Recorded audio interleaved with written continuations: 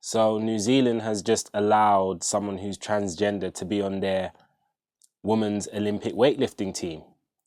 Now, last I checked, they haven't had the change yet. So physically speaking, that person is still a man. So why the world is going crazy, I swear down. It's just like, what world do we live in where we somehow seem to think that, because even if this person was transsexual, they made the full transition or whatever, they're still a biological male, and what in the world makes you think that biological men and biological women can compete in the same space when it comes to physical sports?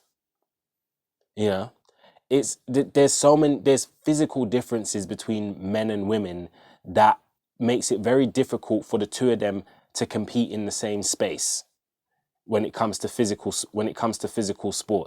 The fact that women are able to even compete within the Olympics is a massive milestone in itself. The fact that women are able to compete in sports and represent themselves is a massive milestone in itself. You got to remember, there was once a time in history where a woman wanting to do any kind of sports or anything physical like that, she was laughed at. And despite women not being as naturally physically capable to do these things, they still decided to go out and push forward and show that they can still compete in the same sports and activities that men can compete in, despite having the physical disadvantages to do so, having the natural physical disadvantages to do so.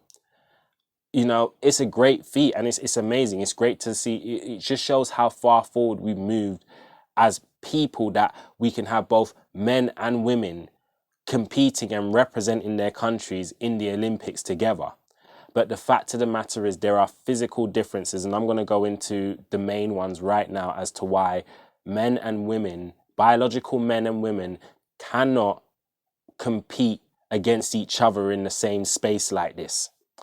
And the main reason why is because men are naturally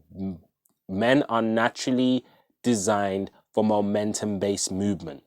They're naturally designed so that they can build up momentum and push themselves. Now, what I mean by now, if you look at the man's anatomy, you'll notice that a man is more muscle dense, which goes into the idea of momentum, throwing your weight around. 2, if you look at a man's joints in his arms and his legs, they're hinged higher than a woman's typically are, which means that he gets maximum mobility in his momentum when he moves.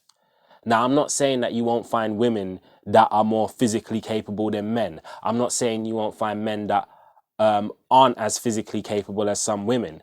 But I'm saying at their peak, when two peak athletes who have both trained, when two peak athletes, one man and one woman, have both trained to say, let's say they both trained to run, they both trained to sprint, they both trained at the maximum that they could both train, I guarantee you, high chances are the man is going to be faster than the woman. It is just nature. There's aspects of women that give them massive advantages over men. At the end of the day, like, I don't know why we seem to have this thing in society where men can just declare themselves as women and then jump into a woman's space. That's just not fair. That is not equality right there. That is, you're making the playing field very uneven. You're making the playing field very uneven there. And it's just unfair. And it's potentially dangerous. And I'll tell you how it's potentially dangerous, because this has been going on for a while. There was an incident some years back in an MMA fight where they allowed a transsexual to fight in the woman's space. And when I tell you, the woman she fought against, who was a top level MMA fighter, got beaten horribly. And I'm not even talking about competitively. I'm not even talking about like in a competitive sense. I'm talking about beaten horribly, battered, bruised. She had to get taken to hospital. It's just, she just wasn't able to compete with that level of force and strength as a woman going up against someone who by nature is a biological man. This is just simple facts, people. And if people just look into the simple facts, we would see why none of this stuff makes sense. Stop trying to push ideals just because it sounds good, but doesn't have any practical logic to it.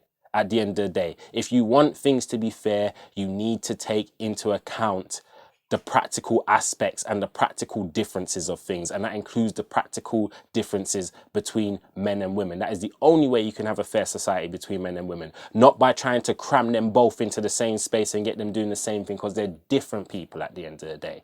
So this nonsense needs to stop. That's all I'm saying.